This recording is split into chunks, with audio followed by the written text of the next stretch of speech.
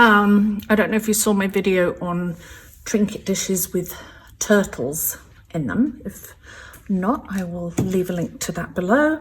I'm going to do a trinket dish here, and this is a mold for a crystal. So I'm going to pour in some resin into here. And I've been letting this sit, so it shouldn't get any bubbles. I'm going to let that run really slowly and tap it. Make sure it reaches, because it will get bubbles as you pour the resin in.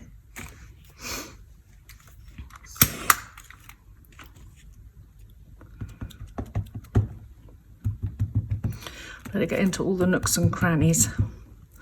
I've got another blue here.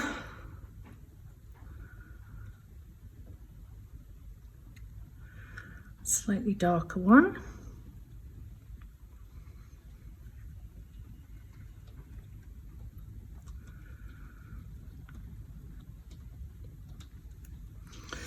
Again, just keep tapping it, tapping all around the edges. I mean, if you look at crystals, they do have bubbles in them. So what you do want, though, is for it to reach all the jagged points. Tap the bottom, all around the edges. Oh, see, that's sinking. I don't know if you can see. Let's see if you can see inside. That's sinking quite a lot.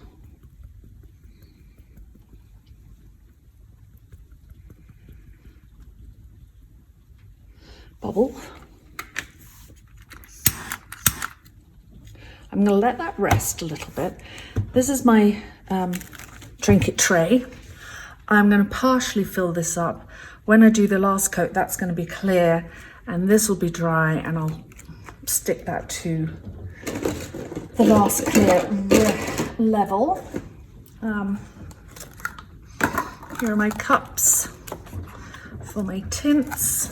The resin I'm using is Naked Fusion resin. I'm going to be using their Luxury Pigment Powders. Here is Peacock.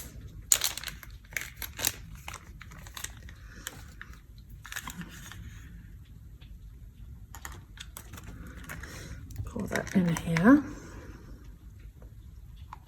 And these are so gorgeous, their colours.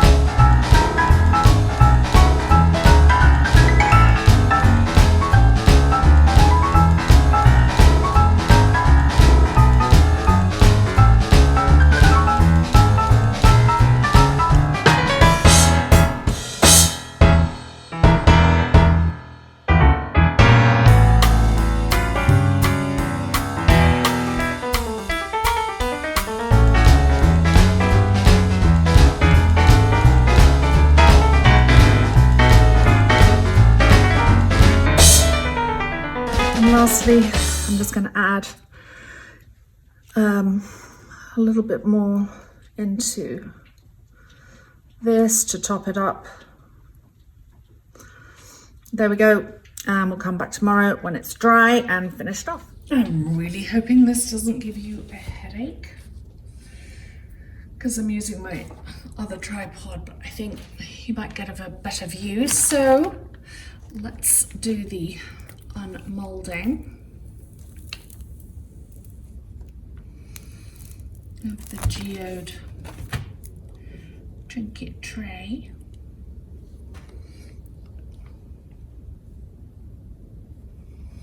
So it's very pretty, you can see. So I used the slightly bluish mirrored broken crystal. And it's still, because it's less than 24 hours, it's still going to be a bit flexible, but it's going to dry rock hard. The other thing I found was kind of odd was this mold, which I did order off Amazon, came from China, which I had to sign for some weird reason. I mean, like, who's gonna steal this? When you put your colors in it, it's like you don't even see it. It's like better to do it in a clear mold, but anyway, whatever. The more I do, the more I'll learn, and as you can see, this is really pretty. So then the other thing I did was this, and I've never done one of these before. So let's try and pull this out of its mold. This kind of feels awkward on camera.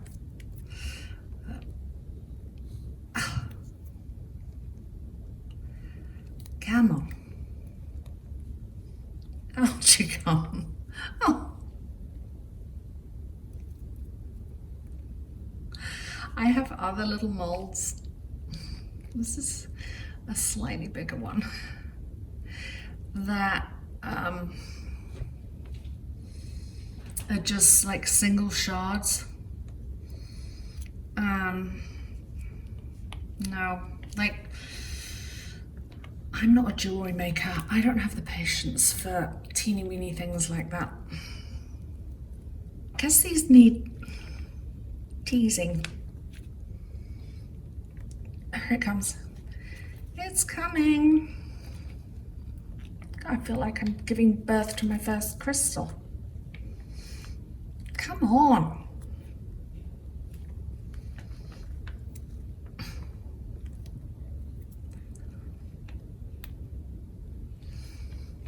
Okay, I might have to pause this or fast forward this bit till I get the stupid thing out. All right, so I think the way to do this is, oh, that's so cute. It's a bit disappointing in size. Oh well, but okay. So you're gonna have a 2-for-1 video because I'm not gonna use this. What I was hoping for, this would be like big and chunky and you could use it to put rings on. So not gonna do that. So now you have a 2-for. That was a struggle.